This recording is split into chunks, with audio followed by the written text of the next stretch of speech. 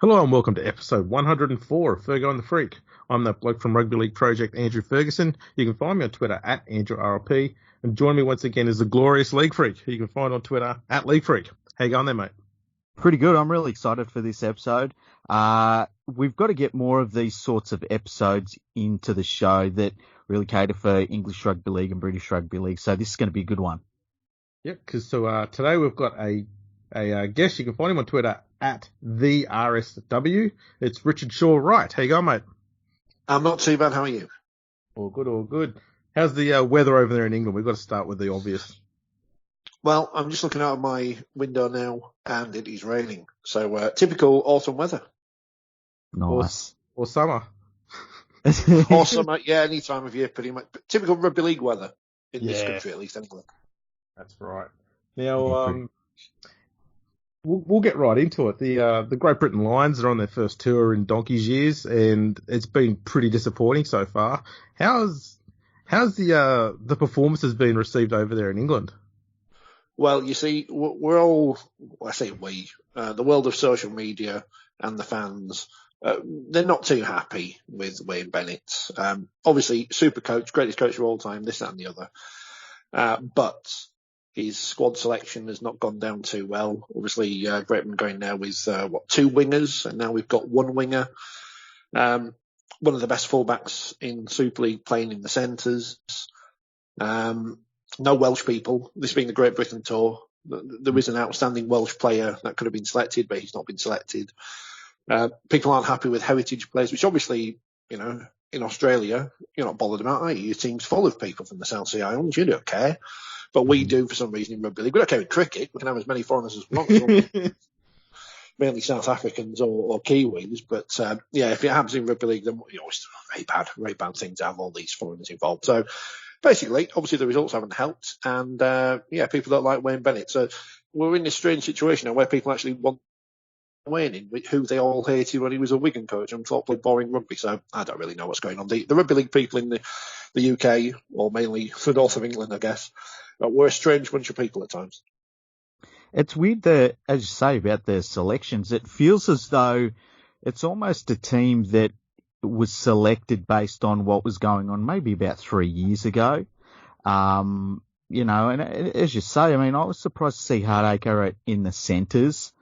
I've said for a while that Wayne Bennett, his last probably 10 years as a coach, he can get your team to 85% of the way, but that last little bit, he kind of doesn't really have anymore. And I get that feeling with this Great Britain team, and even England when he was coaching England, in that he can get the team putting in an 80-minute performance, he can get their defence sorted out, but he's just going to get them to compete. He's not going to be able to coach them to do something a little bit extra or a little bit different anymore. Do you think that that's the case, having watched them so far? I think that would be. I don't watch enough of the NRL to know how well Mr. Bennett has done with South this year or with Brisbane in the past or whatever, but it does seem we're just that one step away, but we've always been that one step away, whether it's Wayne Bennett coaching or Steve McNamara.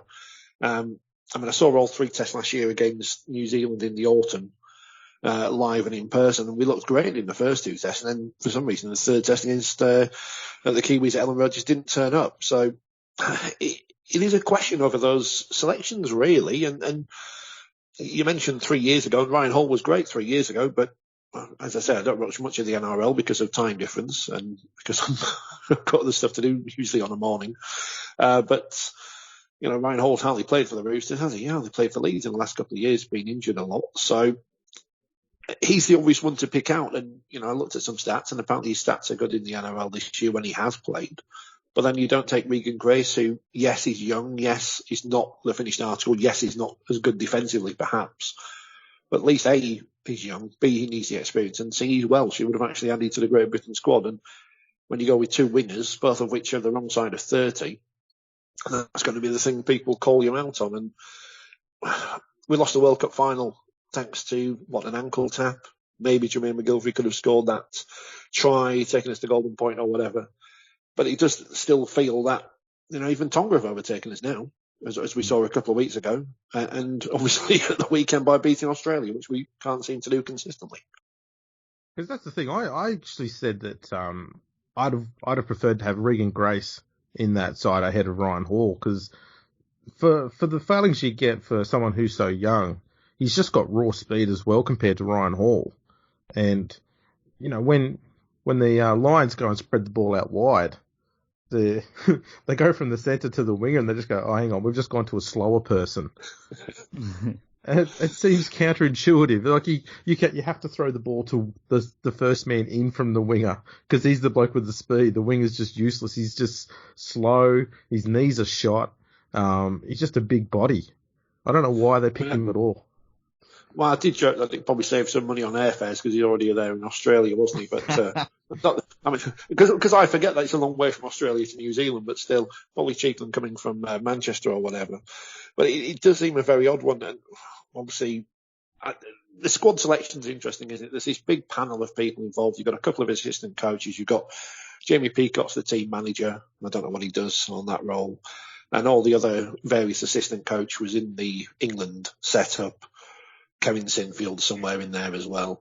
But we know, and everyone knows, that the only person who's picking his squad is Wayne Bennett, and how much Super League he can watch alongside his day job is difficult to work out. He can listen to as many people as he wants, but he's the one who, at the end of the day, picks this squad. So, Ryan Hall's the obvious one to pick out. Jermaine McGilvery's not had a great year for Huddersfield, but then again, Huddersfield haven't had a great year, so they've... I can see why he selected him based on his recent past in the internationals, but it just seems to be an odd squad, and you like to see explosive pace. Everyone likes to see pace. What's the thing that everyone remembers about Martin Offiah? It's his pace. People don't remember him when he was old and slow at Salford and wasn't able to do his job anymore. And I don't know. I just wonder why or who Wayne Bennett listens to, and does he actually listen to them anyway? The answer to that question is probably no, isn't it? More than likely. Yeah, and the thing about this team too, and you mentioned the lack of pace, like it went on the weekend, it seemed like Jackson Hastings in the second half was the only one that was going to make some sort of break, because there really is that lack of pace across the park. And I think that it's, when you look at all of these other teams at international level now, there's so many speedsters. I mean, I said Addo Carr is the fastest human I've ever seen in real life. But all of the teams have like that breakout speed. But I feel as though this Great Britain team, whether Wayne Bennett has thought to himself, look, I'll have two big bodies on the wing and I'll kind of use them to do a lot of work up the middle of the park like you used to get out of Lottie Takiri and Wendell Saylor.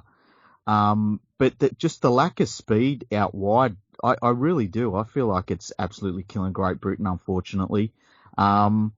We talked going into this Lions tour about, the lineup of teams that Great Britain had to play against and how difficult it was. And I think that unlike in previous years, I mean, you go back 15 years or so, I think that there was, the way that Great Britain rated their team was pretty high. And I feel as though there's been a bit of a realization over the last 10 years, especially, that there's so much work to do. Was there ever a thought that they might do this Lions tour and not win a game? Like, even to us, we knew it would be difficult, but it's kind of shocking to think that they might get home and not have won a game. I think the expectation is still we should beat Tonga, and obviously beat them in the semi-finals of the World Cup just. Mm-hmm. But despite their off-field shenanigans or whatever's been going on, it's not changed anything, have they? Their players are still happy working under the coach they've currently got, and all the Saints fans and Hallam's fans are very excited about Christian Wolf now. They've seen him in action for Tonga. Mm-hmm. I don't see the point of having a Great Britain tour when in the World Cup in 2 years' time Great Britain aren't playing. It's almost just a way of selling some shirts, which have gone down well apparently, which is good for the RFL because they need some cash. But we've got an England team playing in the World Cup in 2 years' time. We're supposed to be playing Australia in a Test series next year, which everyone knows is going to happen, but no one knows when and where. We've got some good players in Britain. We've got some good players in Super League. It's not as bad as people in Australia think. It's not the NRL, but it can't be because we haven't got the money or the very tippy-toppy players playing over here anymore for the reasons obviously I've stated, that the best competitions in Australia and the best money is in Australia. Obviously, losing the likes of Sam Burgess don't help, but I don't think he was necessarily planned in for this tour anyway. Sean O'Loughlin, another experienced player, is missing, but Sean O'Loughlin was the wrong side of 30. Sam Burgess was, approaching 30. Where are the young players going to be given a chance? There's a lot of upset that, Blake Austin, Jackson Hastings are in the squad. Where are the young halfbacks coming through over here? I think generally in the last 10, 15 years, we've become a much more negative sport over here in every sense of the sport. And it doesn't help that obviously we've gone out and lost these first two tests. But we beat New Zealand last year 2-1 in the test series at home. We looked good in that test series at home, but we don't seem to be able to produce the next cab off the rank as the Australians and New Zealand perhaps can do. And obviously, I think people forget here that rugby league is not the top sport or anywhere near to the top sport that it is in Australia, and that you obviously there and New Zealand have a great seam of talent coming through from the islands as well. But, we used to have, look back 20 years or so, the likes of Jonathan Davis coming over from Rugby Union. Well, that seam of talent is closed now as well, hasn't it? Because they can pay the money legally and openly that we can't pay anymore. So we have lost a lot of talent in our pool. So I think I've become very negative now. You've got me here thinking, no. I know, sorry. I was thinking the same thing. Follow with the next test. Well, we've got to talk about something good in a bit. I was going to say, do you think there's something that's happened within the structure of the rugby league codes over there? They've got the 3 different grades. Is there something wrong with that setup that's not bringing through juniors? I think, I'll give you an example in football. Look at Chelsea at the moment. They're not able to sign any place. They're having to blood their youngsters. And they're doing well with that at the minute. And no doubt if they, when they're able to sign foreigners again, they'll be spending hundreds of billions of pounds and these kids will never get a chance again. We had licensing, we had franchising, call it what you want in this country. I'm a fan of the system. I support Wakefield Trinity. We've got a terrible ground. Everyone knows that.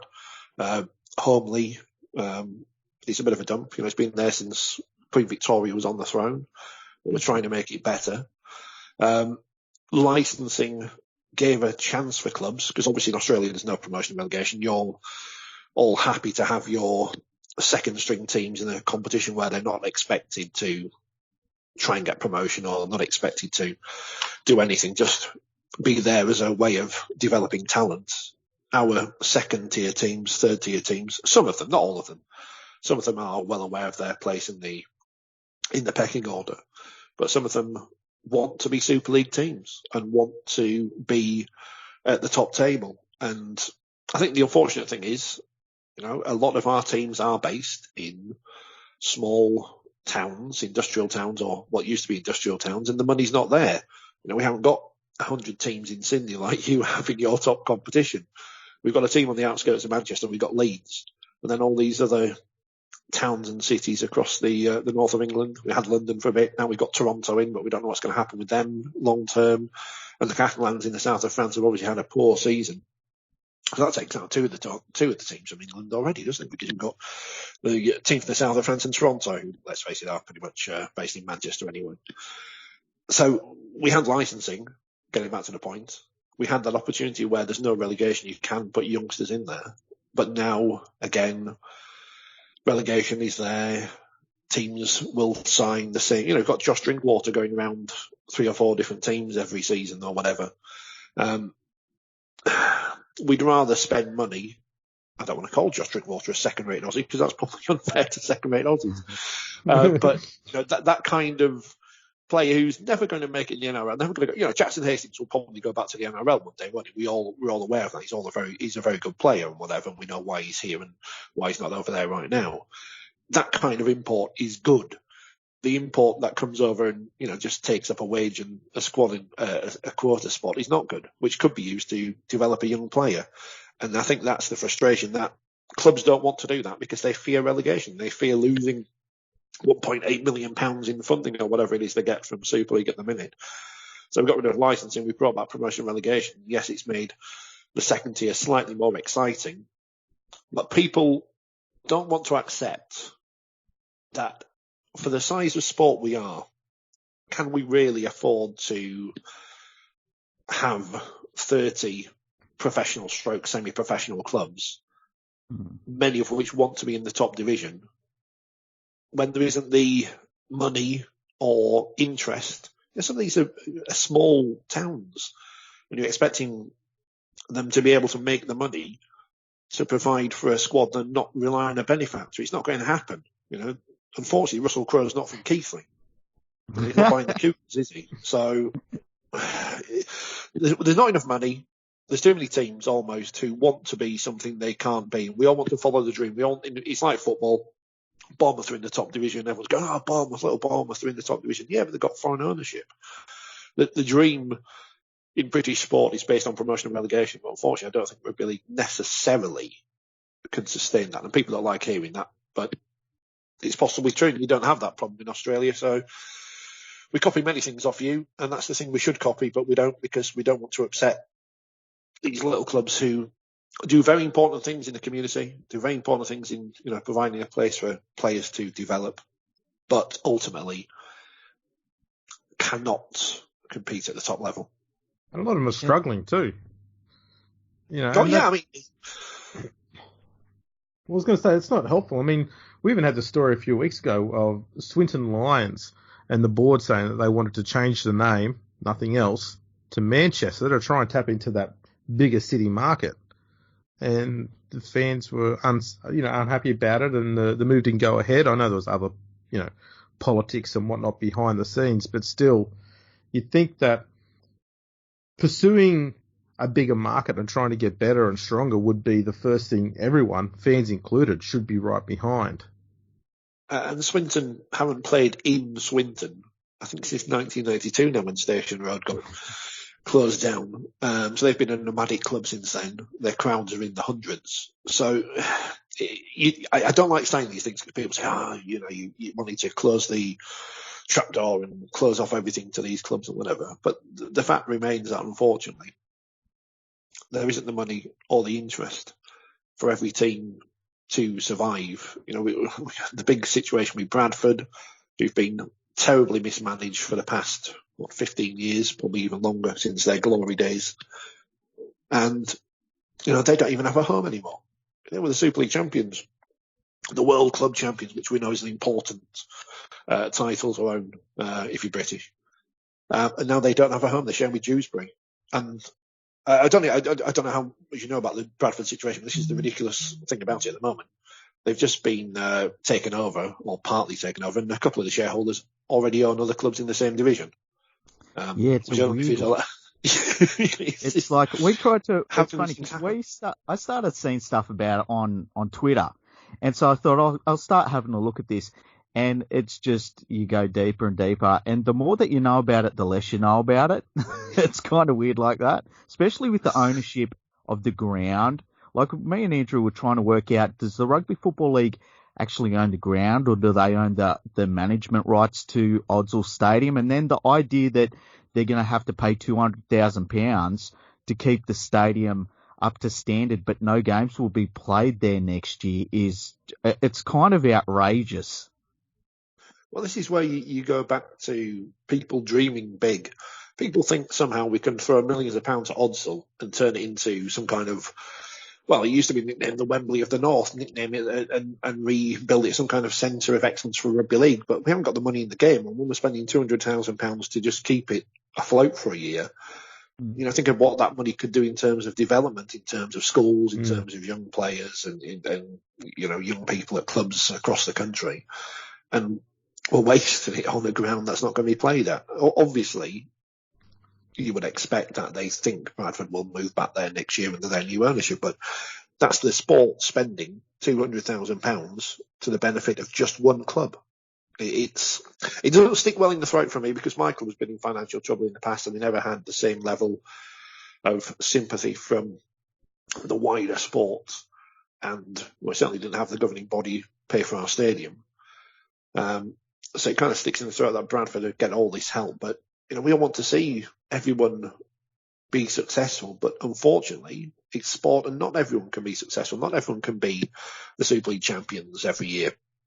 And Bradford are having to pay now for the mistakes they've made in the past. And, the people involved at the moment, and I think, well, a couple of them may have been involved in the past, but, the ones who have the purse strings at the moment weren't involved, and they're having to sort out the errors and the misdemeanors of the past. And, the RFL did an investigation apparently the other week, which, no one's to blame. It's all right. Just happened. There really needs to be a proper investigation into what's happened. I think the more this rumbles on, the more clamour there will be for that. And the interesting thing is when the truth comes out, how that affects the sport in a wider sense. And I think there's a lot of arse covering, shall we say, at the moment involving the Bradford Bulls. It's a weird system there. I was going to say, it's a weird system there because I think one of the board members or chairs, something like that, within the RFLs now owns a big share of the Odsal ground, don't they? Is that what happened?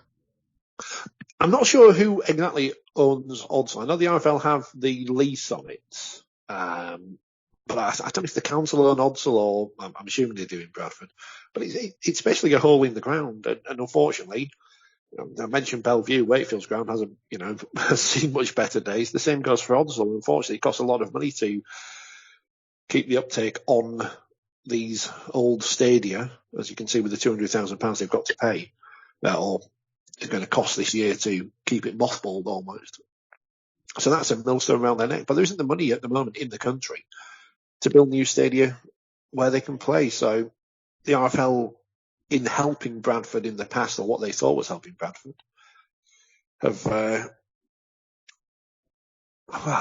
really put a millstone around their neck and the neck of the sport as a whole, because that, as I say, that £200,000 split it between the clubs could pay for something decent. I mean, they spend it on crap players. That's what they always do, rugby league clubs, when they get given money over here.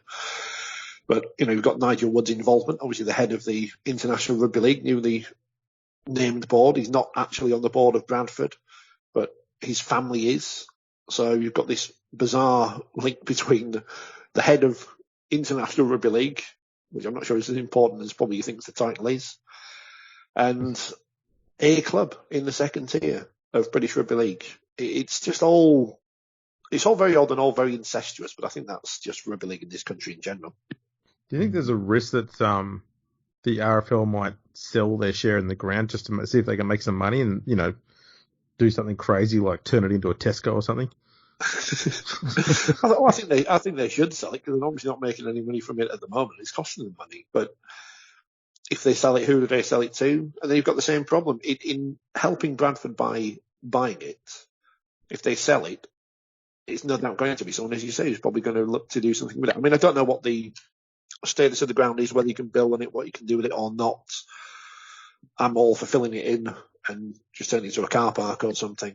Might make some money then overall. But the whole situation is based on someone thinking they're doing the right thing by helping a club, but in the end it's going to just bring a lot of people down, it seems, with the way it's going at the moment. I tell you what, talking about filling it in and turning it into a car park, that's pretty harsh, but it works for the Leeds Rhinos. They're a car park for the cricket club, so I like it. I like your thinking. Let's look at some positive things. The championship this year, it had a little bit of something special about it, didn't it? I mean, you obviously had Toronto in there, you had Toulouse, but a team like York as well. I mean, that there was a little bit of excitement around the championship, unlike we've seen as far as I can remember, quite honestly. It really gained a lot of attention. I mean, was that something that's what we felt like over here. Was that something that was happening over in the UK as well? Yeah, I think it's all down to Toronto, really, because they've Sky have the rights to show Championship Rugby League over here, but they haven't shown much interest in showing it outside of the Summer Bash, which is the Championship answer to the Magic Weekend. But Toronto bring their own TV deal, or they pay for coverage of their games, or have done for most of the season. So it has provided more coverage of Toronto, which obviously has gone worldwide with the feeds. They're an exciting team. They've got lots of big name players for the division. Brian McDermott coming in as coach at the start of the year, obviously very successful with Leeds. Fell apart there towards the end, but he's rebuilding himself, his reputation there at Toronto. Toulouse, you mentioned, who always seem to be there all day about, without quite getting up into Super League. And I think people are just waiting for them to make that final step so we get that French derby in the top flight. And York are the big one, as you mentioned, because a couple of years ago, they were going bust. They've been turned around. They did very well last year in League One to win the competition against, I mentioned Bradford again. Bradford had a very good squad in League One last year, but weren't able to get past York, who won the title. And then this year, went close again. Featherstone were a great story, one of the traditional clubs. And probably one I refer to who are too small as a place to be in Super League. You've got that ridiculous thing of a little village near Castleford versus Toronto for a place in Super League. But, they do well to punch above their weight at the moment with Featherstone. It's interesting to see how the competition goes next year. London are obviously back in, but we've lost the sexiness of Toronto. And it is, again, it's going back to what is the championship? What is it there for? We have some good teams at the top, but down towards the bottom, obviously, we've seen Swinton haven't got a name or a board of directors. Rochdale's board of directors quit as well. So there are issues in the championship, but at the top end, it's a very exciting competition.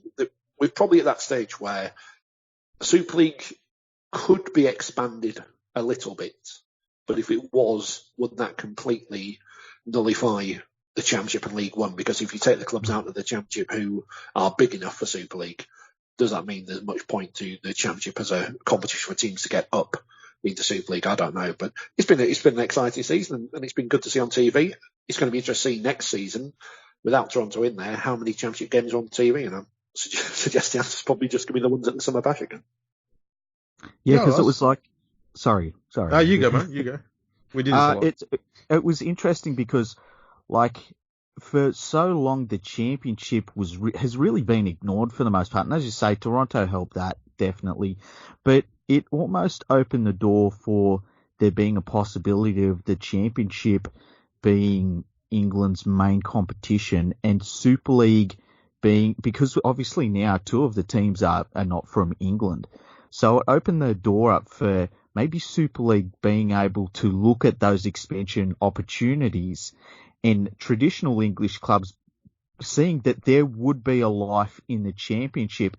And, if they can get enough of a supporter base going amongst those championship clubs, a financially pretty sound one as well. That doesn't mean that English clubs need to overextend themselves to have to compete with the likes of like Leeds or Catalan, Toronto, teams like that.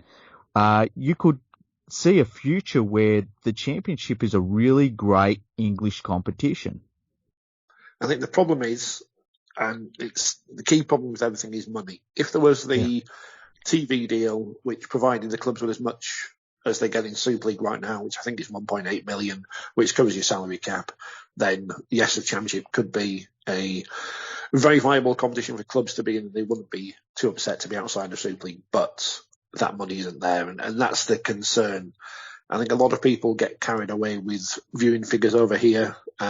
Yes, the viewing figures have been fine for the championship games.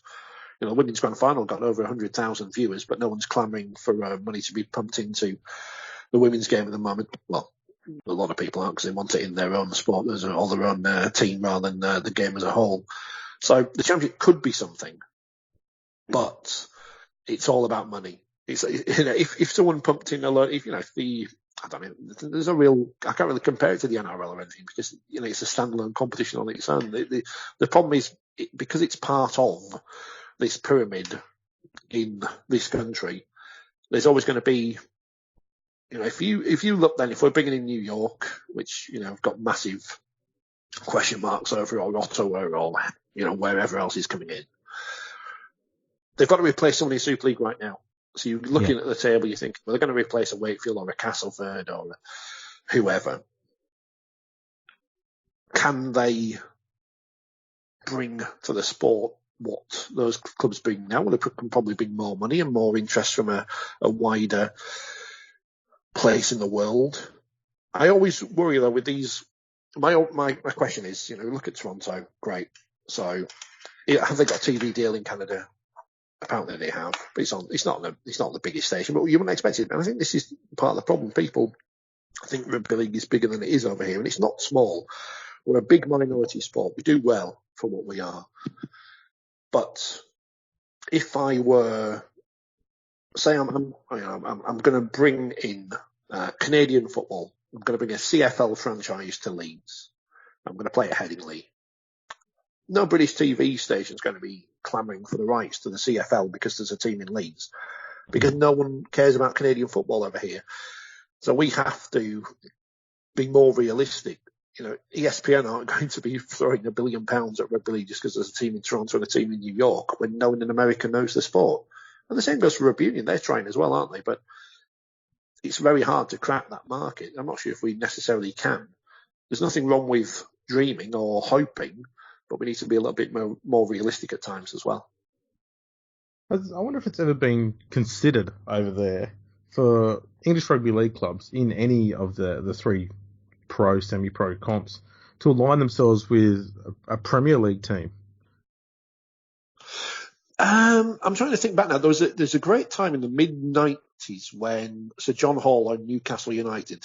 And he didn't own a rugby league club because Gateshead didn't exist at that point. But they had a rugby union team, obviously the Falcons, who still exist. They moved down from Gateshead, or changed the name from Gateshead rather to Newcastle, whatever it was. And they bought a basketball team and an ice hockey team. They tried to build a Newcastle United sporting club. And the problem we've got in this country is everyone loves football, which of course is an exaggeration. Yeah. And football takes up so much space in the national consciousness that every other sport is scrabbling to get any kind of coverage whatsoever. So I don't know if it would work or not. I can't see a reason why not to try. Leeds United and Leeds Rhinos, when Rhinos have played a couple of games at Ellen Road, did a bit of cross promotion. But Leeds United get 30,000 people. Are they interested in watching rugby league in the off season? I'm not sure. Wigan and Athletic and Wigan and Warriors fans apparently hate each other. I don't know why. Because Wigan Athletic always used to be them as well. Well, yes, that's true. I think the better examples there, Wigan and Leeds, who everyone hates. And then you look and where's the other Premier League football teams? I don't know. You have to go further afield, wouldn't you, and try and tie up some kind of. I'm trying to think of rugby league team nicknames and football team. Well, St Helens and Southampton doesn't really work. There's a bit of a gap there between the two. But I think we need to do something to build the TV audience. We worry too much about getting people in the grounds, but everything's a TV sport these days. Everyone watches people watch the NFL, but you're never going to get to America. I watch the NRL sometimes, but I'm not. I've seen Australia on TV. It looks nice, but it's a long way away, and I can't be bothered flying for that long. So I'll just stick with watching it on the telly, and I'll pick a team to support.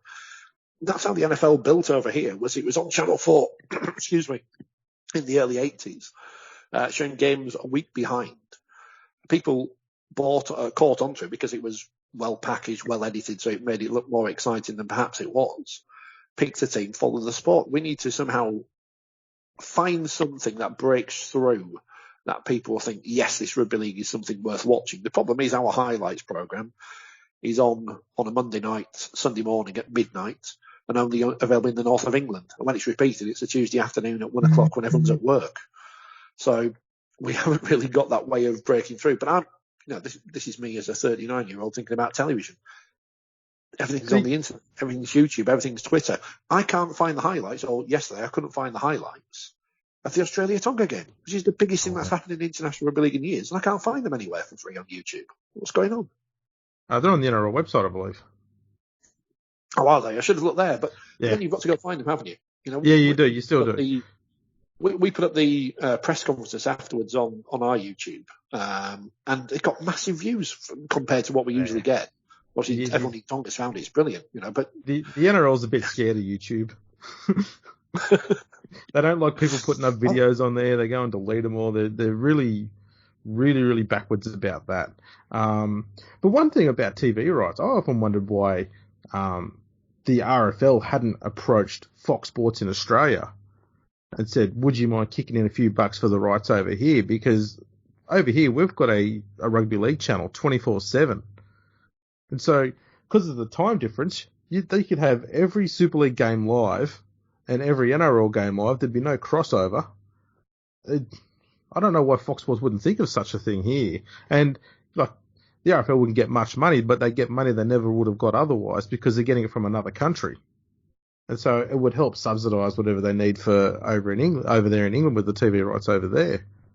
We probably have a confidence issue where we're not necessarily sure about our status in the sport and what we can do with what we've got.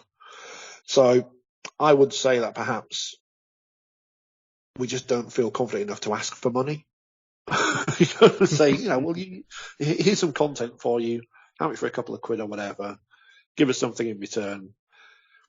I think that's probably an issue. We talk about our negative viewpoints on things. Perhaps it is the lack of confidence we have in our own product, because it is a good product. Of course it is. Is Rugby League as good as it used to be? I think it probably is, in a sense that the game's evolved. Everything changes. You can't look back at the Rugby League from the winter era over here and compare it to today, because the sport is completely different. Yeah. So it's not as we grew up with, but that doesn't mean it's still not good. It's still better than many other sports out there that get plenty of media coverage.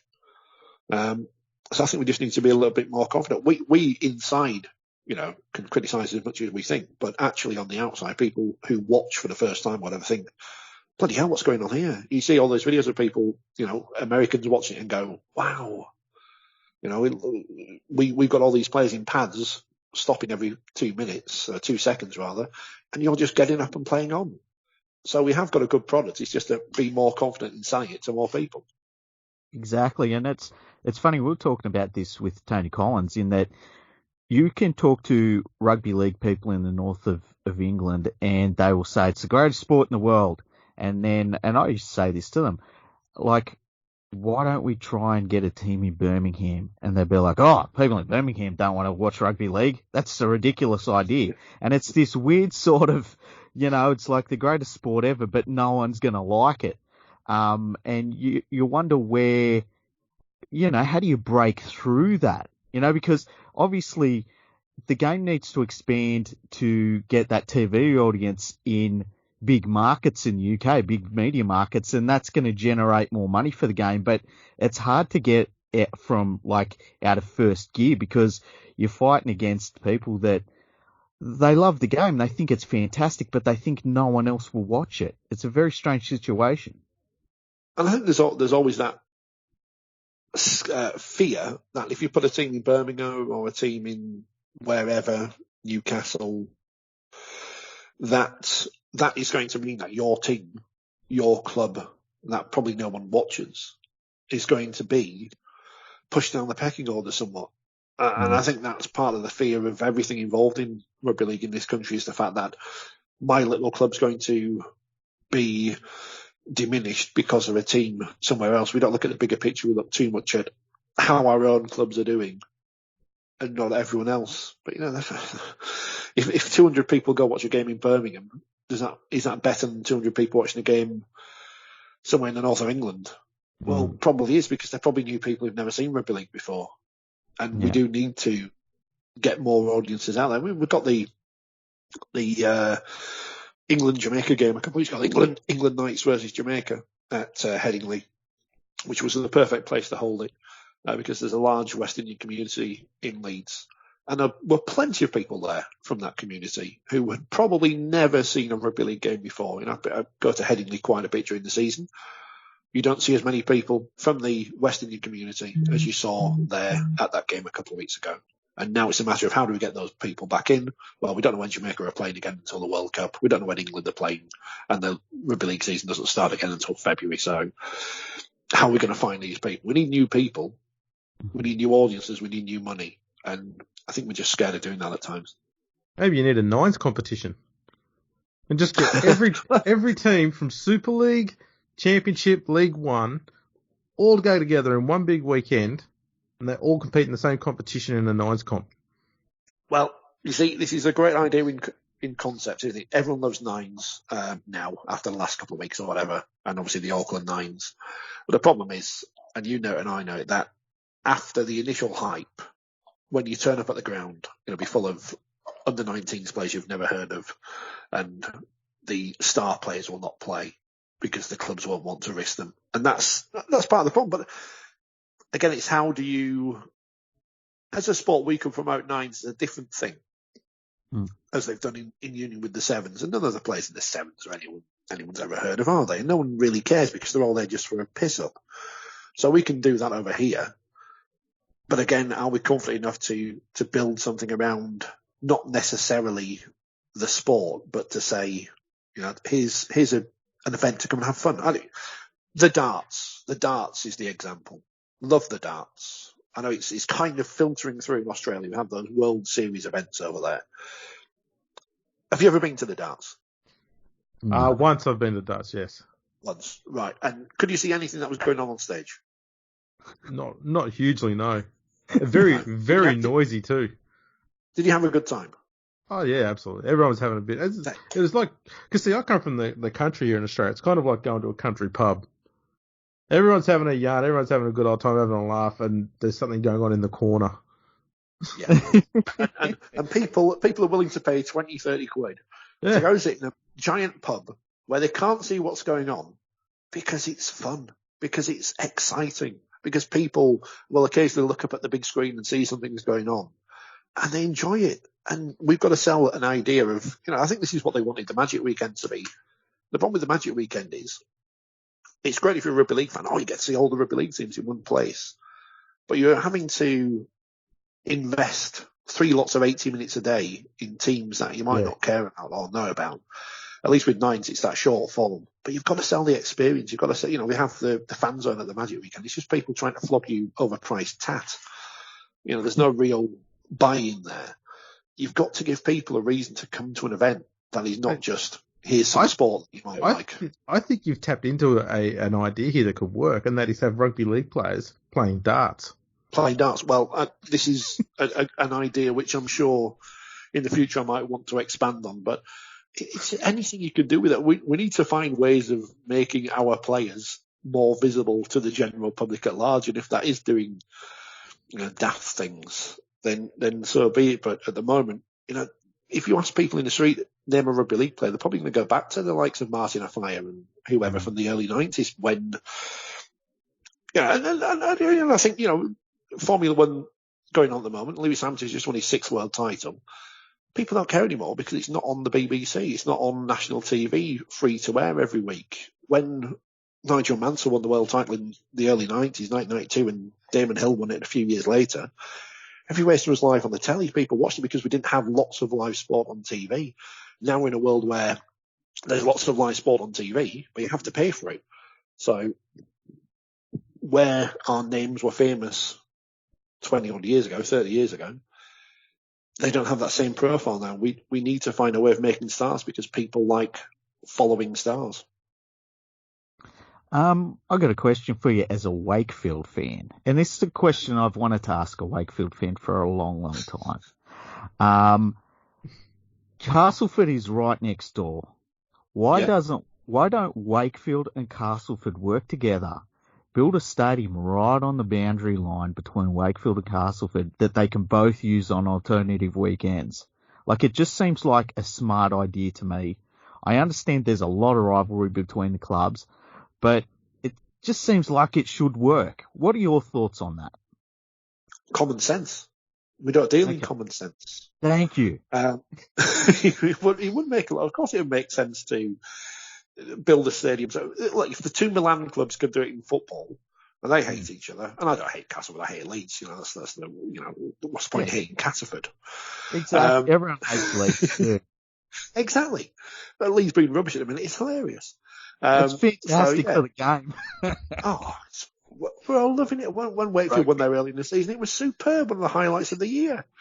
Of course, it makes sense to share a stadium. again, Castle have been trying to build a stadium since the early 2000s. There's a great picture of a former chief executive on a digger with a hard hat on that never got built. They're hoping that they're going to get a stadium built somewhere near the motorway at the moment. Wakefield should have had a stadium built near the motorway, but there's many various things which I'm not going to go into because I will libel people and get into trouble. So Wakefield are currently trying to redevelop Bellevue, which again has been going on for years, and there hasn't been the money there in the past, or there hasn't been the will. There's always in rugby league, there's more plans to build stadiums and improve grounds than actually get built, because it always looks better to try and plan something and actually go forward and do it. Of course, Castleford and Wakefield should share a stadium, but the problem is, if you say that, then people will inevitably say, well, why don't you go the whole hog and just merge? And that's what people are scared of. But of course they should share a stadium. Of course, many teams should think about doing the same thing, or sharing resources. We saw the two Hull clubs shared an academy for a couple of years before that's been pulled apart this year. So we need to be more sensible in the approach of what we do, but we can't do it because we all think of the the worst case scenario. We don't want to merge. We don't want to merge. Wakefield forever. Colder never, as it was back in the early days of Super League. Yeah, and it's funny because, like, you get the people that are worried about a merger happening, and I get that completely, because they're two clubs that when people start talking about rationalisation of Super League, straight away people go, oh, let's merge Wakefield and Castleford. But it feels like it would be the sort of move that would actually strengthen both teams to the point where it would take them out of those merger talks, so that, it would be hard to merge these clubs if they can both say, listen, we play at even if it was, say, a 20,000 seat stadium, we play at a made for rugby league 20,000 seat stadium that where a 50%, use of the stadium belongs to us.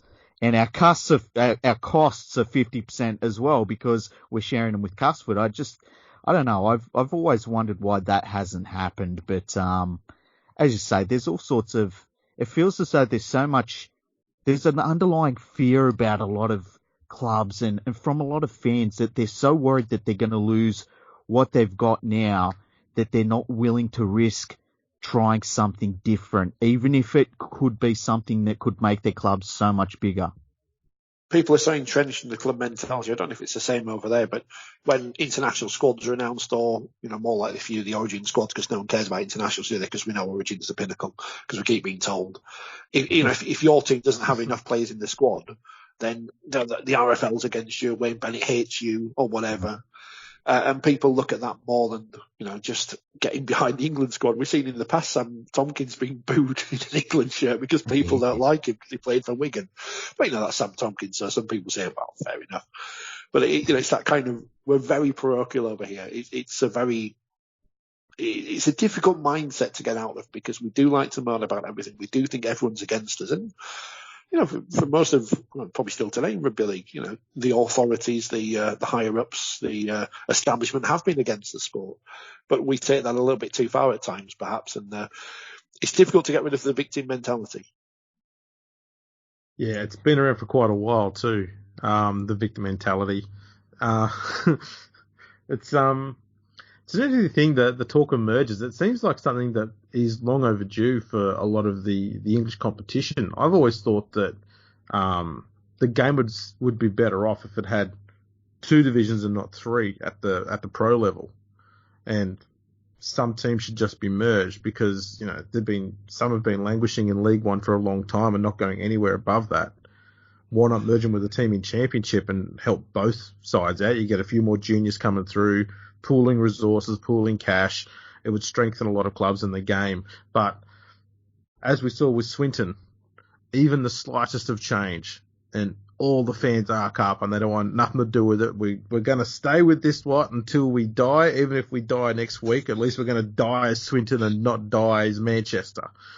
Well, Swinton's the obvious example, because you've got Swinton, Oldham and Rochdale. Oldham have just been promoted, but Rochdale down at the bottom of the Championship with Swinton last year. All three little teams, none of them have their own home ground. They're all sharing with somebody else. What would be the big problem with them merging? Do they have big enough fan bases to really upset things? I'm not necessarily sure they do. The point is, you don't like saying about other people's teams because they get upset. But you're right. I'm talking to someone who actually supports a merged team in Australia. And as much as I hated it because I supported the Balmain Tigers, and when they merged with West Magpies, obviously I was devastated. But in 5 years after that merger, they won a premiership. It was the first premiership since 1969 for Balmain, and the first premiership for West since the 40s. And that's the most important thing, is it's all about winning trophies at the end of the Yeah, but I mean, they're now, both of them are now, as the West Tigers, they're now a financially stable club, whereas in the past, both of them were struggling for a long time. I mean, West almost got booted out twice because they were, close to being insolvent. So it's strengthened both clubs out. It made them successful, albeit briefly. But even now, the West Tigers are doing better than what Balmain and West were doing in their last 5 or 6 years before the merger. So it has had an improvement there. We completely cocked up mergers, though, didn't we? In 2000, when we had the two mergers, we had Gateshead had one season. Gateshead Thunder had one season in Super League, and then were forced to merge with Hull FC to form Hull FC, playing in Hull. So having no connection to Gateshead whatsoever. Gateshead Thunder Sharks, that's it. Yeah. The Sharkies. They're just Hull, and Gateshead had to start again. And Huddersfield Sheffield, who again, you're propping up two teams who weren't doing well financially, and then moving to Huddersfield. Oh, we're going to play half the games in Sheffield. Oh, we're going to play 2 games in Sheffield. Oh, actually, we're not going to go back to Sheffield at all. And Sheffield had to restart and, done well to get back to where they are. So they've had to start with nothing. But,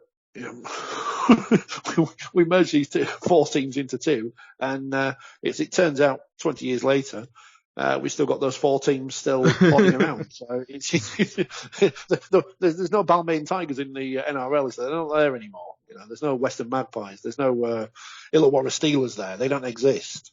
But, we've still got Sheffield and Gateshead now, Newcastle and Hull and Huddersfield. And there was no real point other than to save 2 quote-unquote heritage clubs who were failing for their own reasons. So we killed off 2 expansion teams in a sense. It was almost like those clubs were going to die, and so they're like, listen, we'll let you do an asset grab and we'll call it a merger, and it's just a bit of a sham. With some of the expansion stuff, I mean, we've seen some good things happen. I thought that, and I can't remember the mascot name that they used, but Gateshead changing to Newcastle. Yes. I thought that was a good move, because I never understood targeting a smaller area rather than a bigger area and trying to expand that catchment area. Obviously, London is it just depends from time to time, but it feels like they might have sorted out at least enough of the off-field stuff that they can be a bottom of the table Super League club in a good year. We've seen moves to set up teams in Coventry, and we had the Hemel Stags, which we've been brought and are probably going to end up being Ottawa down the track. Do you feel as though the Rugby Football League quietly have some good ideas in trying to expand their national footprint, or do you think that it's more individual clubs and businessmen and people that are in rugby league doing it off their own back, and they just happen to be, doing the Rugby Football League's work? Do you think it's a plan, I guess is what I'm asking? What a very good question. Thank you. I'll say no, and then I'll expand on the RFL part in a moment. Coventry, a very good club. Went down there last year. They're doing things right. They're not spending money they haven't got. They're well aware of their position in the Rugby League pyramid. They're trying to grow the game locally, get youngsters involved. They do a lot of things with local colleges and universities to get students playing for them during the season, giving them a pathway into the game. Yes, they don't win every week. They're probably unhappy they didn't win as many games as they should have done this year as they did last year, but at least they're doing things the right way around. Mm-hmm. Newcastle moving to the Falcons ground, Kingston Park, I think it's called. I can't remember now, being there as well, and being heavily linked or pretty much under the ownership of the Rugby Union Club. which is a controversial thing outside of in the M62, but outside the M62, no one seems to be that bothered. So they've obviously got the infrastructure there, linked with a successful rugby union club in the northeast, in a place where rugby league hasn't really caught on. So they're able to do that. And, went to the game against Bradford last year in League One. Gave out loads of tickets to school kids. They're trying to get people involved in that way. They're trying to grow things the right way. I can't remember which other team you mentioned. Newcastle, Coventry. London. Facetiously, I said at the final game of the season, obviously I wanted Wakefield to win, so we stayed up. But we had a great opportunity in Super League to get rid of a club that doesn't do anything, the likes of a Huddersfield or whatever. He says facetiously, but perhaps meaning it, and keeping London in. And unfortunately, London didn't show up and lost, so it didn't matter anyway. They have obviously been around for a long time now, going back to 1982 in various forms and guises and whatever. But they are starting to stand on their own 2 feet. They are, as much as you can do when you rely on a benefactor, but they're producing young players, as we see many of them moving north, which can only be good. So London are getting their house in order. I'm not sure if there is a big plan. I don't know if there can be a big plan for the RFL because they don't control Super League anymore at the time being. So they can only look after the Championship, League One, the England team or whatever. But I think they have elements of the sport that they can and should exploit more. The women's game is the one that I've been a big supporter of in the last 18 months. I've never seen a women's game until last year. But having watched the game and seen it and thought, this is rugby league, it's not any different. It's just women playing instead of blokes. They still bash each other as hard, and that's what we all, the first thing we all see when we watch rugby league is the people bashing each other and go, this is the sport for me. I'll just watch and not play. So the women's game certainly is a big area. Women's sport in this country has never had a bigger profile for whatever reasons, and we need to capitalise on that. And I think we are doing that to an extent. The grand final being played at St Helens on TV.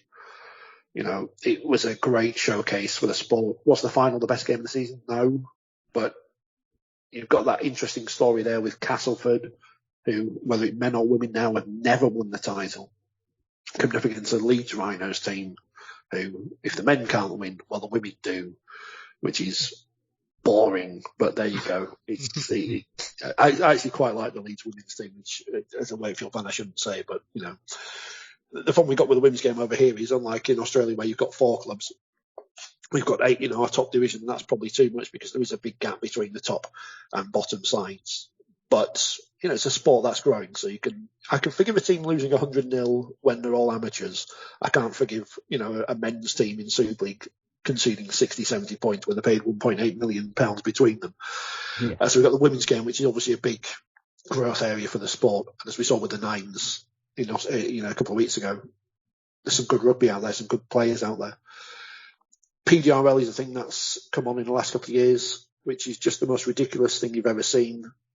Physical disability rugby league, people with, arms missing and legs missing and serious illnesses and whatever, going out there and bashing each other and playing rugby league. It's just an utterly ridiculous spectacle.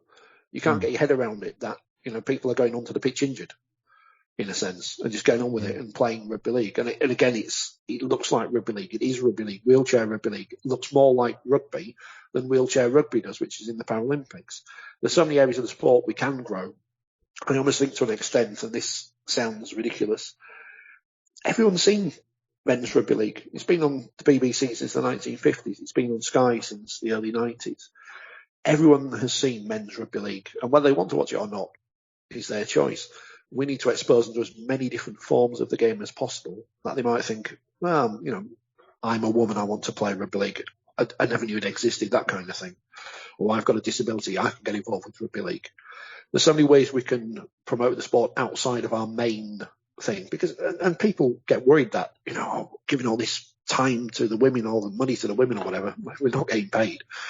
The coaches over here aren't even getting expenses, some of them, which is ridiculous for a competition which has been on TV this year.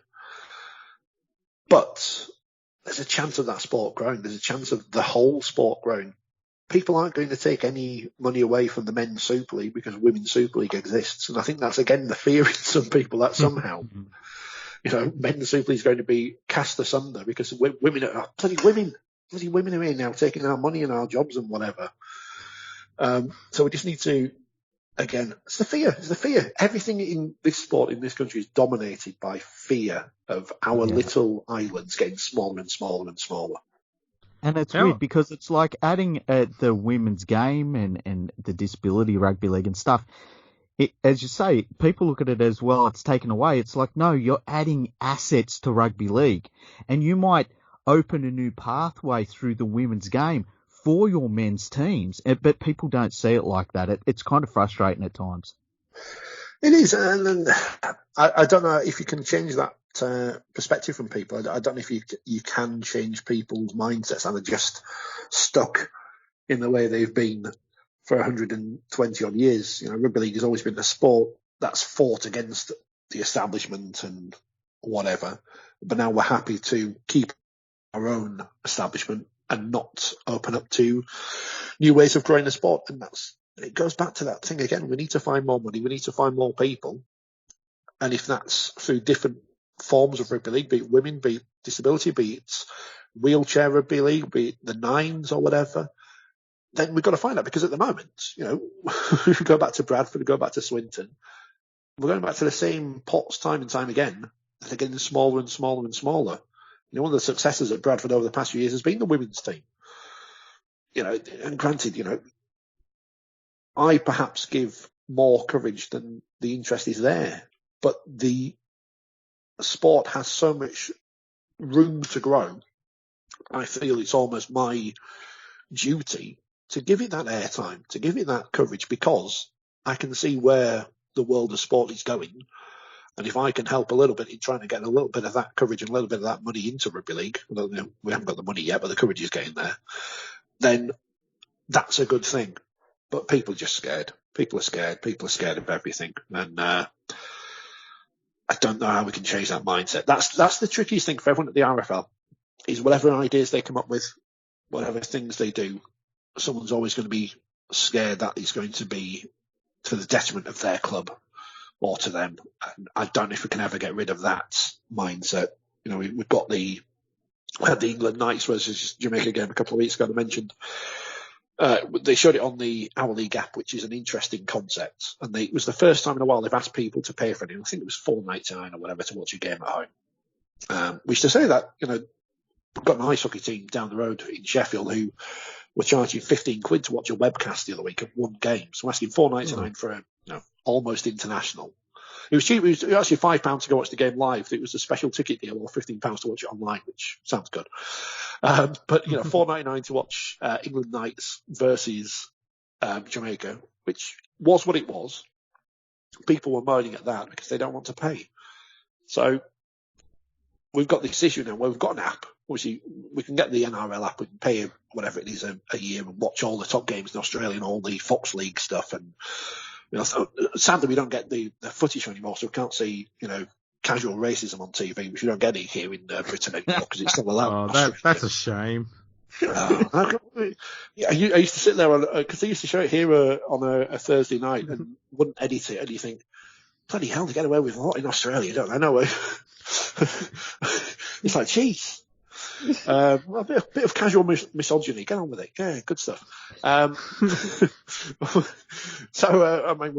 trying to rip off the footy show over here, and it fails miserably because we haven't got the budget nor the talent, which I don't know if is the right word to use involving the footy show, but there you go. But anyway, if I pay for the NRL app, that's what's going on. I can get all this other stuff and all the various programs and whoever's on there. Former Wakefield target, Matty John's doing his show. If I pay $4.99 for an app here, or for the England Knights game, that's all I get is England Knights versus Jamaica. But they show so many games on the app over here, which I don't really know anyone is watching. So obviously, State of Origin is massive in us. I've gone off on a tangent. I apologise. State of Origin is massive. Go for it. You all the State of Origin. I watch it over here because it's the big thing. Let's watch State of Origin. At the moment on the app this weekend, you've been able to watch Lancashire amateurs versus Cumbria amateurs. In front of a crowd of a couple of hundred people. We're spending money. The sport is spending money on broadcasting these games live on an app. And I've got no idea why, because there's I'm not saying no interest. Of course someone's going to be interested in it. But we're almost just spending money and broadcasting games for the sake of doing it because we can. But we're doing it where we're actually spending money to make it look almost professional, like it could be on TV. And I don't see the point. So we just waste money all the time. I've gone off on a tangent, and we don't get Matty Jones. We don't have our equivalent, which I don't know who that would be, to be honest.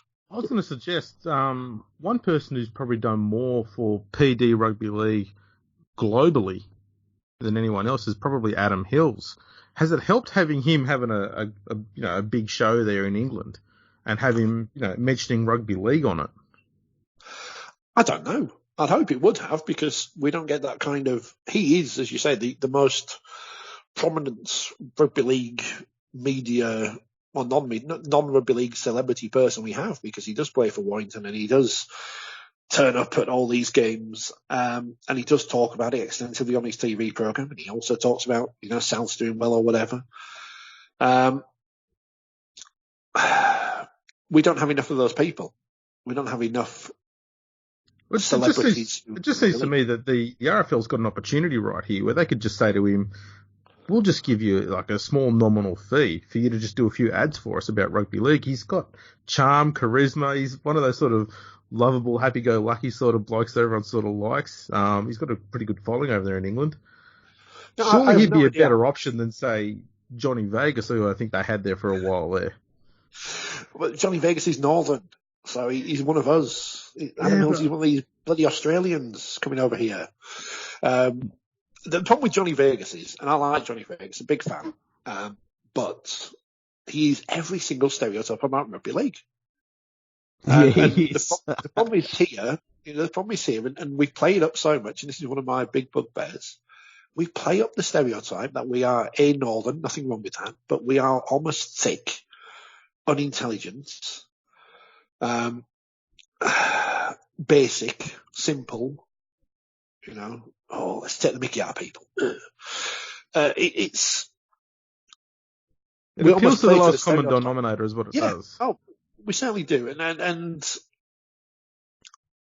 sometimes that is okay.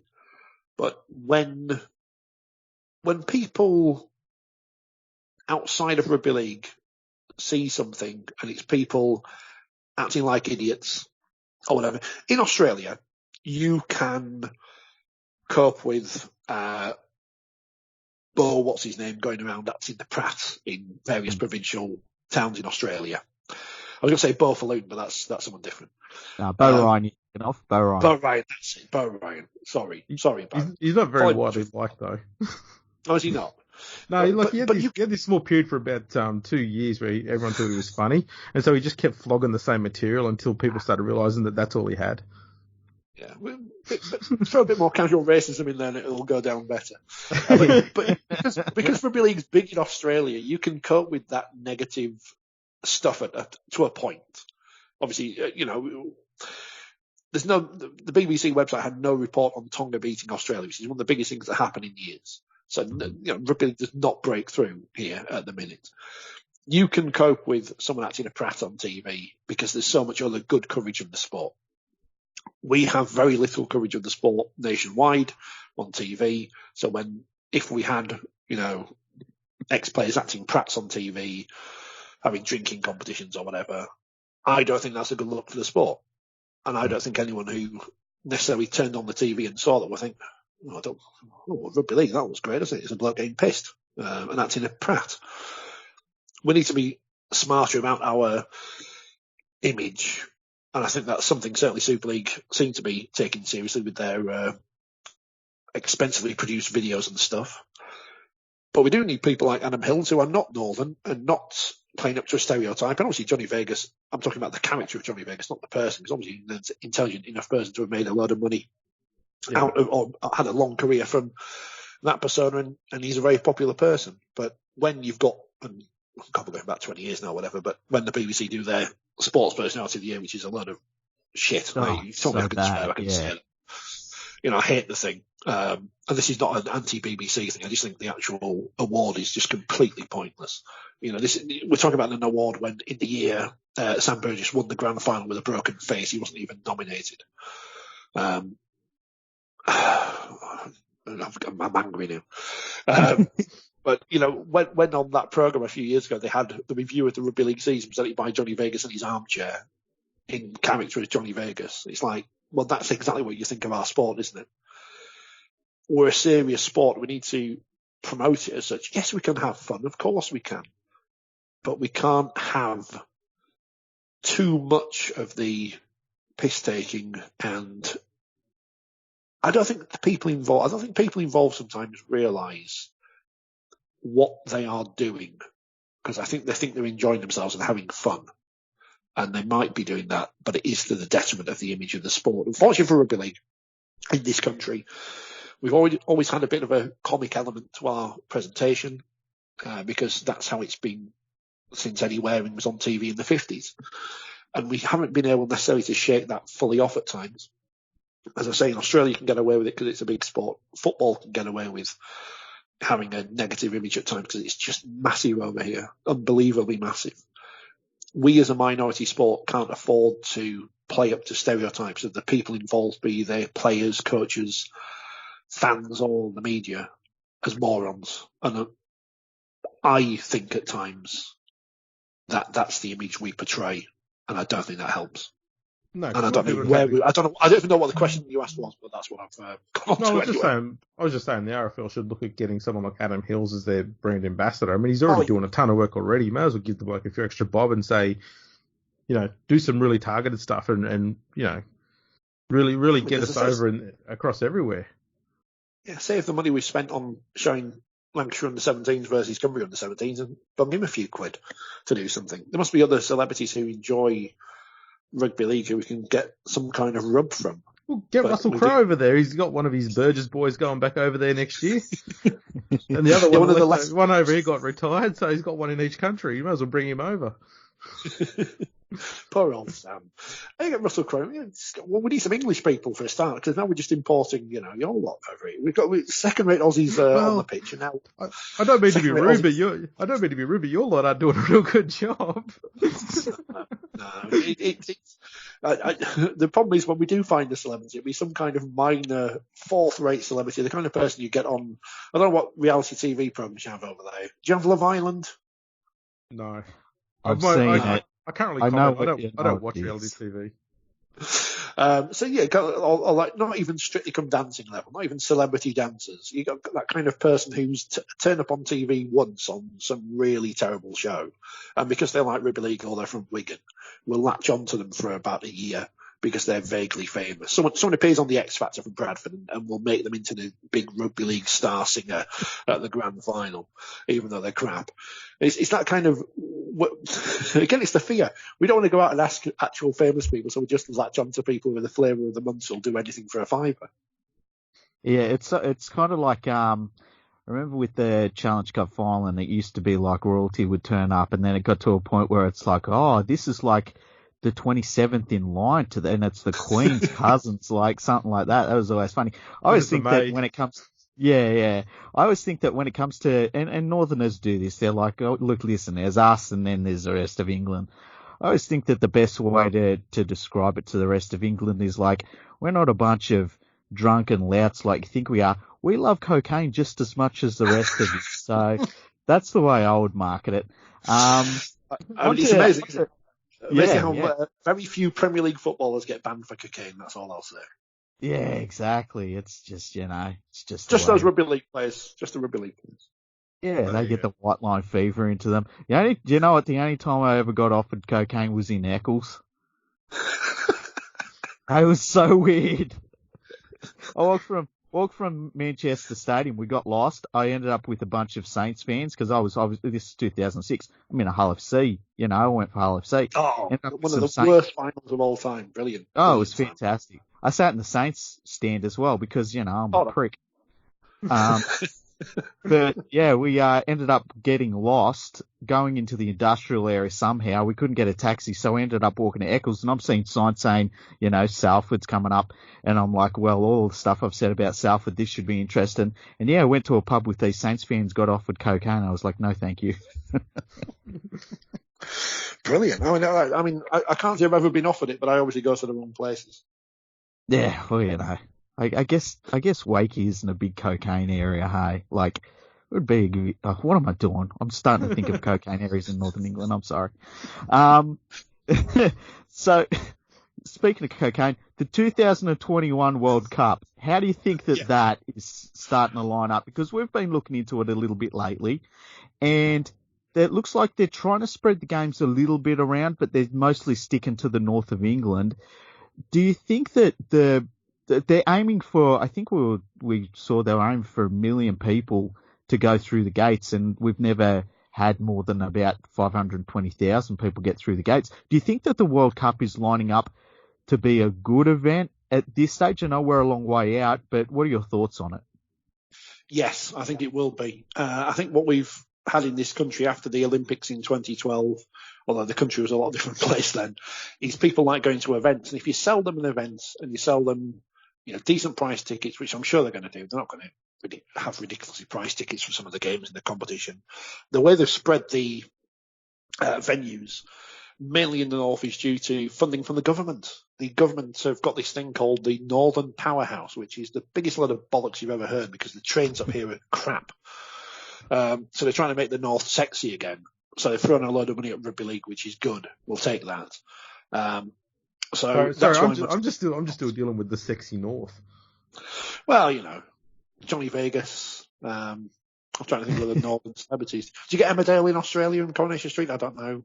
No, we just give you our shows we don't like to watch. Yeah, Neighbours, Home and Away. Thanks for that. Yeah. Still got Prisoner Cell Block H on at 3 a.m, I think, in some places in the UK. Jesus. It's massive over here. Oh, massively popular. Cult thing is Prisoner. I don't know why I've never watched it, but I suppose for the British it'd be like a reality show. We send all these convicts over there. Now let's watch them on TV. That's what many people over here do believe that. They don't believe there was anyone in Australia before we sent all the convicts over. There's Aboriginals. We don't know where they came from. So the World Cup, yes. So most of the games going to be in the north. But they're going for big stadiums this time, or more modern stadiums. So going to the likes of Sunderland and Middlesbrough, who are not rugby league areas, but close enough where if you take a big game there, people are going to go and turn up to watch. If you take the Rugby, I think the opening ceremony is in Newcastle, where we're going back for the Magic Weekend at St James's Park next year. Look at the Rugby Union World Cup here 4 years ago, the Sam Burgess World Cup, which was a classic. They sold out Ellen Road in Leeds for a couple of games involving no one particularly interesting. So people will turn up if you price the tickets right, if you make it an event. The people running the World Cup appear to have their heads screwed on. All the events I've been to so far, the launch of the venues, the launch of the getting the cockerel back on the cup, have been very well organised. They know what they're doing. And I think it will be a success. I say this now, we look back at the 2000 World Cup, which was not a disaster. The 2010 World Cup was good apart from England losing in the semi-final. But, that was, I think, a sellout at Old Trafford for the final between Australia and New Zealand. Because they priced the tickets right. They got them on sale early enough. And I think the tickets go on sale soon. I think they're announcing the fixtures later this year. So we're going to be, 2 years out from the World Cup, or less than 2 years out, and actually know what's going on, because we don't know what's going on with the Kangaroo Tour next year, but at least we know what's going to go on with the World Cup. So I think it will be a success. And obviously Tonga's resurgence is a good thing. It's a shame Australia can't be rubbish for a bit longer, so somebody else could win. But we know Australia are going to win. But we are, it's international rugby league, and we saw that with England Knights versus Jamaica. 7,000 people turned up to watch England reserves versus, England D in a sense in Jamaica. But because it had that international element, people went to watch it. So we need more of it, and we need more in the build-up to the World Cup, and hopefully we'll have some more of it. It's funny you mentioned the 2000 World Cup, and it's kind of something that I feel like has almost been forgotten a little bit by rugby league. I would love to do an episode one day. We'd get you on for it for sure. talking about the 2000 World Cup because I don't think people understand what an absolute disaster it was at every single level. Like not one redeemable quality come out of that World Cup. It was so bad. I was at the England-Ireland game. That was quite good. The quarterfinal Headingley, and Wales nearly beating Australia in the semi-final. But yeah, apart from that, it was the abiding image of that tournament for me is the opening game, which wasn't even the England-Australia game at Twickenham. It was Ireland versus Samoa, I think in Belfast. You know, of course, Rugby League massive in Belfast. They're always going on. They've got the murals on the walls, full of pictures of all the greats of the past. Ireland versus Samoa, no one there. Willie poaching goal kicking for Samoa, which as a Wakefield player I'd never seen him do before, missing a goal. And I thought, this is the Rugby League World Cup summed up. No one's here, no one cares, and we're pretending it's a big thing. But thankfully, 21 years on, things have changed, and we might be able to grab a bit of sunlight this time.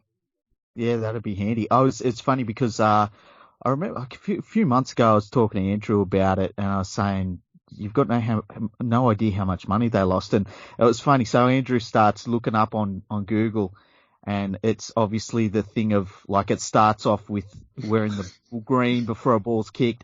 And then as Andrew's Googling it, and he's like, they lost £500,000. They lost £2 million. Like it was just unbelievable how much money they actually managed to lose on that on that World Cup. It was really quite impressive. And as every 6 months passed, the amount they lost seemed to keep blowing out, and you're going, how are they still losing money? And then we didn't have another one for another 8 years. That's how bad it was. It was brilliant. Yeah. That's exactly what we want. One of the biggest. You're right. There's a massive story to be told there, isn't it? Of just how big a disaster it was for everything. I think that was the World Cup. Was that the World Cup we had the New Zealand Maori in as a made-up team? I can't remember now. Yeah, it was. So it was the Maori. I feel like there was another team as well. There was the Maori. I feel like there was another made-up team. Well, Ireland are a made-up team, but not really. Lebanon, I've got the list here. Australia, Cook Islands, England, Fiji, France, Ireland, Lebanon, New Zealand, the Maori, PNG, Russia, Samoa, Scotland, South Africa, Tonga, and Wales. South Africa was sent so far back, I don't think Rugby League exists over there anymore, or they're just rebuilding it again. So, yeah, it was a World Cup which was a big disaster. I think for me it was the South African team, because I always said, because South Africa was like this myth of like, oh yeah, they play rugby league in South Africa. But I always used to say, I swear it's a bunch of rugby union players that somebody gets an email from someone saying, are you ready to play in a Rugby League World Cup and we're going to pay for the expenses? And they say, yeah, sure, we're South African Rugby League. We've been going for ages. So yeah, that would have been an interesting episode to do about the 2000 World Cup, but it's interesting how far the World Cup has come from that point. One thing, I don't know if you know this, just talking about that for the moment, when Australia, the following year, 2001, and Australia they actually did pull out of playing the Ashes series. Yes. Now, I've always wondered what Maurice Lindsay said, because he made a phone call, and whatever he said to Australia, they got on a plane pretty quickly and flew over. I would love to know what he said to them, whether it was a legal threat or whether he said, listen, because of how much money had been lost, from the World Cup and stuff, if you don't come over here, you're never going to come over again because rugby league is stuffed. We've lost so much money. Have you ever heard? Who was the player who thought the Eiffel Tower was in the north of England? I can't remember who that was. Yeah, Robbie Kearns. He's like, yeah. Yeah, well, we had some interesting remember when Luke Rooney in 2003 was talking about going to Prague, and he said it was crap because they didn't have any TABs and stuff like that. We've got our own stereotypes over here too, unfortunately. But do you know the story about that 2001 series where they made Australia come back over? They strong-armed them. Only that really pretty much Maurice Lindsay sold them on it. I don't know exactly what he said, as you say, but he's the one who's given all the credit for it. Maurice Lindsay's a very polarising figure in British Rugby League. He's almost the Maggie Thatcher of Rugby League here, in so much as, driving through Super League and wanting to kill this, that, and the other team off. But he did save that Test series, and it was a good series. I was at two of the games, the one at the Calpine in Huddersfield, which we won, and then the game at Wigan, which we lost to lose the series. Blame Bill Harrigan because he refereed the two games we lost.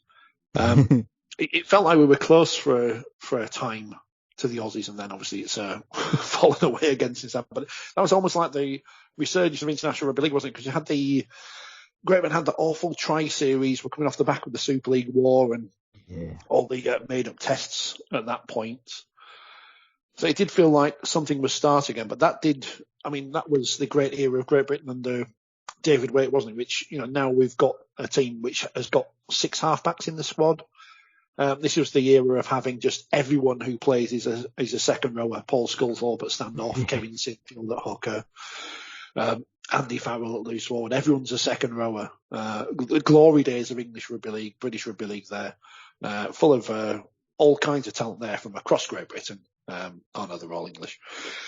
So yeah, it was a good time. I think that was the start of the resurgence of international rugby league, which hopefully will be not culminating, but heading towards that 2021 World Cup. Did Australia send over a slightly, ever so slightly weakened side for that? Because weren't there a few players who were scared of flying? Because it was just after the September 11 attacks, I believe. Yeah, it was. That's why it's all that talk about the, they could be attacking Paris, which they didn't attack the Eiffel Tower.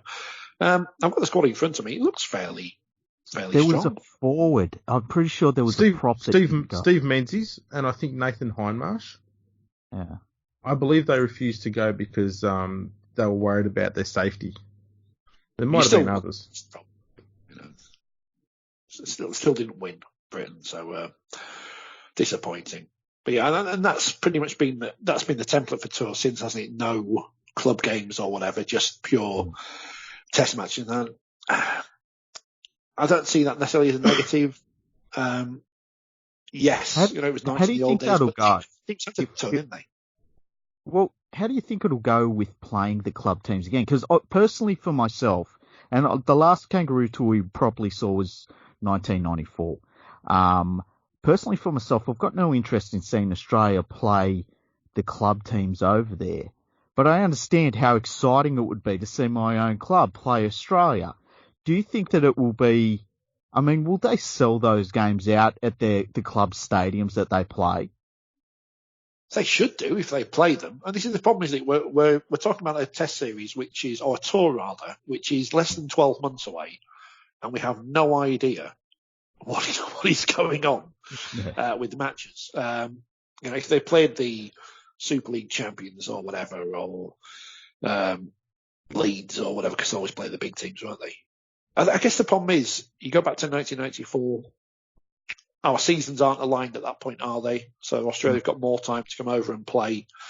There's obviously differences in terms of flight times were much longer in those days, so it made more sense to spend more time on tour or whatever. I'm just looking at the 1950s when France were in Australia and New Zealand for about 20 games or something ridiculous. So times have changed. Of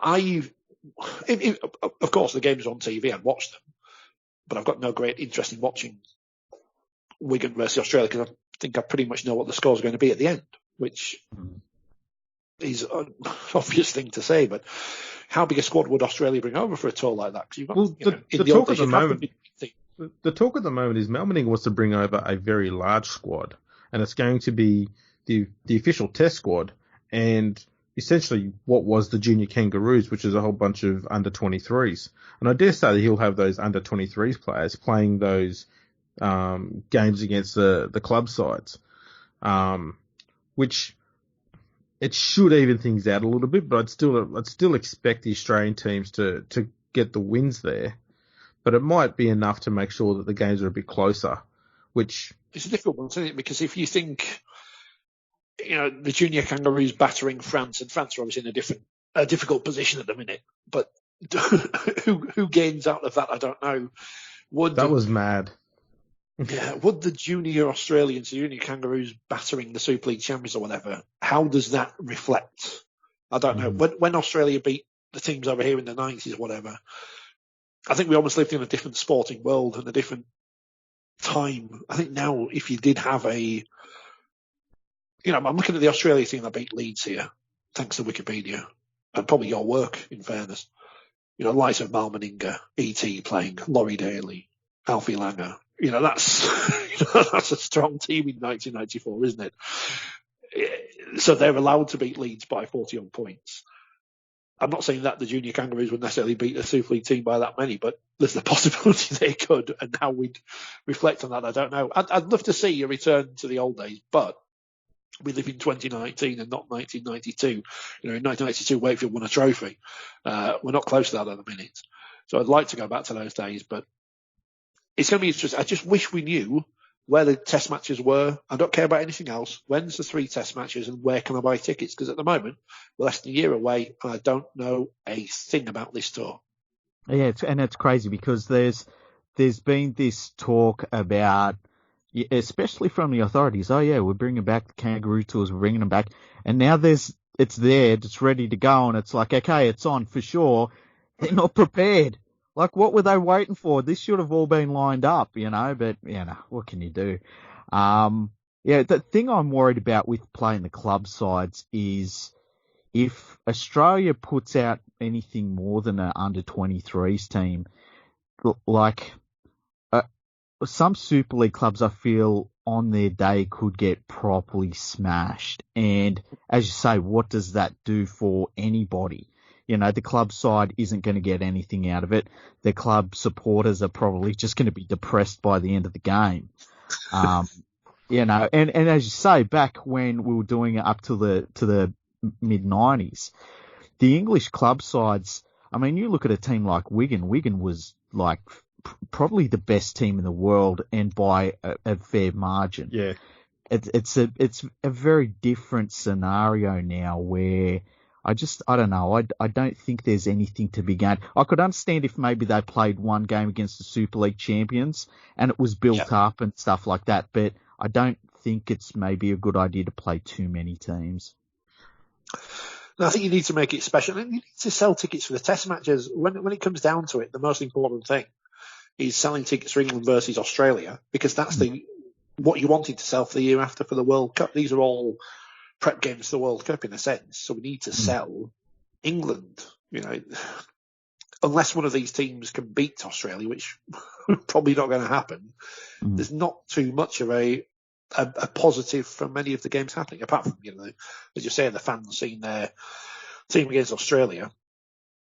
We need to concentrate on things that actually have a positive for everyone going forward. Well, apparently the international calendar for 2020 is going to be released in, according to the NRL here, coming days. Are the Australians running the International Rugby League these days again? Haven't they always? Stop. Although, to be fair, I love coming days. It's great fun, isn't it? It's if only we had some kind of plan. I'm going back to the word plan again, aren't we? Yeah. Everyone needs to realise that every sport, outside of things like the NFL, which don't count because there's no international dimension to the game, we're just coming off the back of the Rugby Union World Cup, which has been on the TV over here, and people have got excited. I do watch it because I've got no interest. But no one cares about the club games or whatever in any much bigger numbers than Rugby League. But the big difference is they get 80,000 odd at Twickenham watching England versus whoever. We can't sell out stadiums in the north of England to watch England versus New Zealand. We need to put all the focus into international rugby league because that's where you can get more people. Again, we're going back to this: how do we get more eyes on the game? How do we get more money in? Internationals. People buy into England. They don't buy into, sadly, Wakefield. I like them to. I like Bellevue to be full every week, but it isn't going to be. But maybe if they go watch England, they might think, I might watch Wakefield. Or, more importantly, they might watch the club games on the telly. So we just need to find a way of making everyone get on the same page regarding international rugby league. Obviously, Tonga's stuck a big boot up everyone's arses in the last couple of years, and we need that to be done to every single person who runs international rugby league. What do international rugby league do? Why haven't they got a YouTube channel with the highlights on of the games? What are they doing? Exactly. And they just like having, 7 hours in Singapore or whatever. Yeah, and me and Andrew were talking about this on the podcast in the last episode. Like, we are absolute rugby league tragics, and we're up on like a Sunday morning at 2 a.m. wanting to watch Italy play Spain, and we're having to search for where the game is actually on, and it ended up being on Facebook. And it shouldn't be like that. You should be able to go to the International Rugby League website and bang, it's right there, right in front of you. So yeah, it's the organisation needs to be fixed up quite a bit from where it's at. And the International Rugby League website, I know that they've got a rebrand and all that sort of stuff, but man, it does leave a lot to be desired at the moment. It's not. It's hard to get it right, and it's hard to get it right to a level where it looks professional and good. But it's never been easier to broadcast in this era. You know, how many rugby league podcasts are there out there? I would say too many, because there's too much competition. But they're out there. It's never been easier to stream live on Facebook, as we've seen with these internationals and club games or whatever.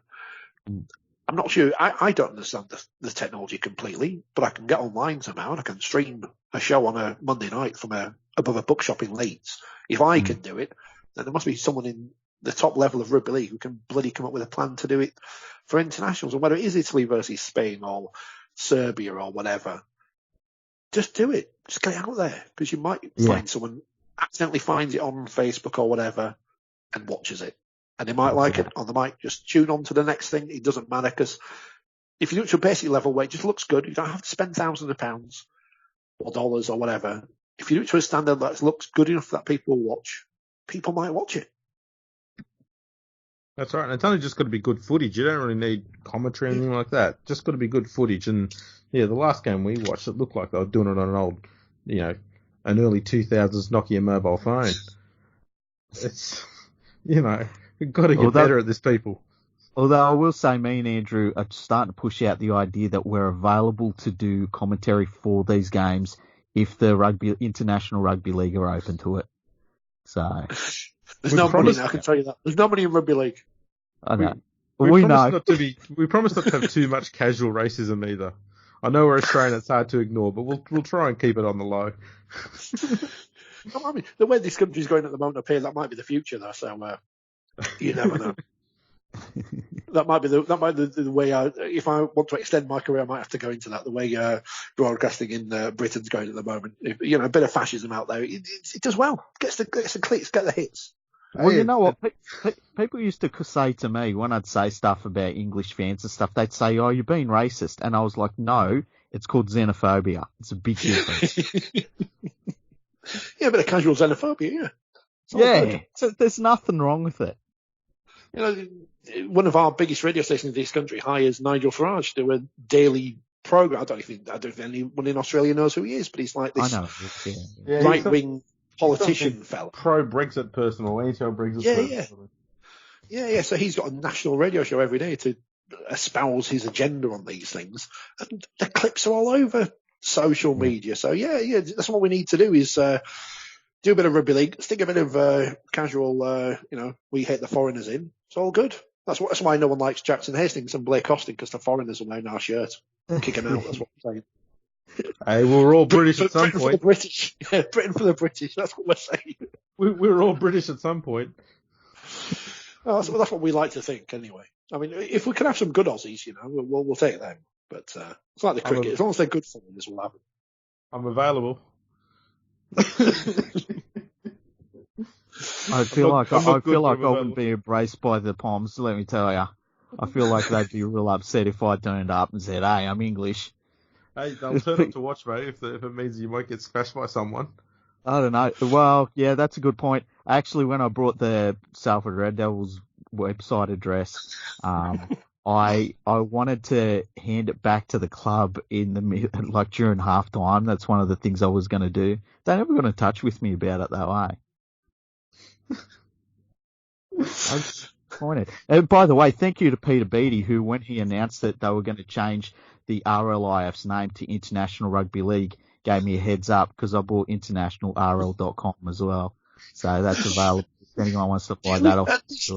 When we switched venues for our program, I signed up the Twitter address before changing the other one. It's like, I think it's people that stupid. And the answer, of course, yes.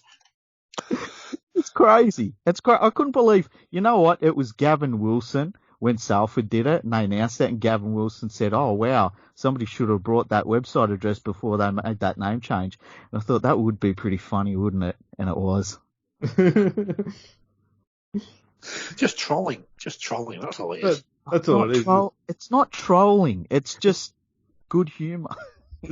As I say, professional asshole. Yeah.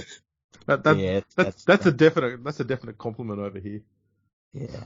It probably would be to some over here, as I think some people would like that as a job title. Some people have it without knowing it, but they're all politicians, unfortunately. That's true. One last thing. I don't want to get into politics too much, but is there any fear over there that the World Cup might get impacted at all by all the drama with Brexit? Apart from people with, I guess, getting into the country, because no one's got a clue what's going to happen, least of all the politicians. So I think I'm one of the many people in this country who's just waiting to see what happens, and just there's no point worrying about what could happen because no one's got a clue. No doubt by the time the World Cup's on, Brexit will still be going on in whatever sense. So as long as the teams have their passports sorted out, I mean, this is a problem getting to Toronto, let alone to the north of England. So I'm sure it'll be okay. You know, it's being run by the International Rugby League. What could possibly go wrong? Oh, shit. Very, very comforting words. Well, mate, look, it's been an absolute bloody pleasure having you on. We've had you on for quite a while. We might have let you go and earn some coin before Brexit takes it all away. Well, it'd be nice just to earn some coin out of Rugby League, but those days are gone, I'm afraid. Have you got anything you want to promote before you go, or give a plug to, or anything like that? I mean, you can follow me on Twitter if you want, at the RSW, mainly being sarcastic about things. You should follow at 4020 Live, which is a live show we do every Monday. It's a podcast, usually lasts a couple of hours, talking about rugby league. We're on Facebook as well, 4020 Magazine, and on YouTube as well. Please watch all the videos on YouTube because I make pennies on the video advertising, which is at the moment my only source of income from rugby league. But I do have a proper job, so that's our job, which is okay. But yeah, do like, share, subscribe, or like all the people say these days. That's right. Yeah, get over there, do that. That would be brilliant. Thanks for coming on, mate. Yeah, no problem at all. It's been an absolute pleasure. All right. Thank you. And we'll have you on sometime in the near future, no doubt. I'd love to do a 2000 World Cup episode with you. That'd be great. I'm glad it worked in there. That's the main thing. Bloody technology. Sure. And we will catch you next time on our next episode, which is probably going to be in about 3 hours' time.